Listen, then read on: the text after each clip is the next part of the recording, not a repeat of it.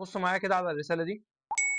طيب ده بايك فاتح في بورسعيد، جالي عليه ريكومنديشنز من ناس كتير قوي الفتره اللي فاتت ديت، غير ان صاحب المكان كلمني وقال لي عايزك تجرب الاكل بتاعي وتقول لي رايك بصراحه. يلا نشوف. رحنا المكان في ال 5000 عند مسجد البغدادي، وحرفيا المكان نضيف جدا بصراحه.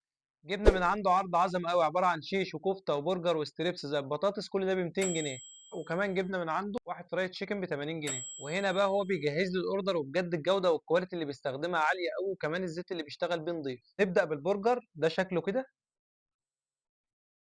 بسم الله.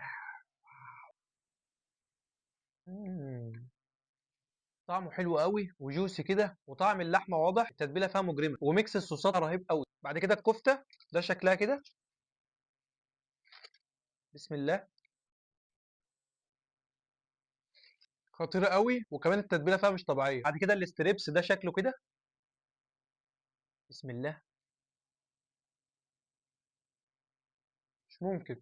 ده مش طبيعي، ده جامد أوي ده. كمان تتبيلة الفراخ واضحة أوي، مع البريدنج اللي بره مقرمش كده قرمشة حلوة، جامد بصراحة. بعد كده الشيش، ده شكله كده. أيوه بقى. ريحته مجرمة. بسم الله. يا حبيبي سافل قوي، ده من احلى الشيش اللي اكلته في حياتي بصراحه، كل حاجه فيه مظبوطه قوي. واخر حاجه معانا الفرايد تشيكن، ده شكلها كده. واو. قطعه فراخ مش طبيعيه بصراحه. بسم الله.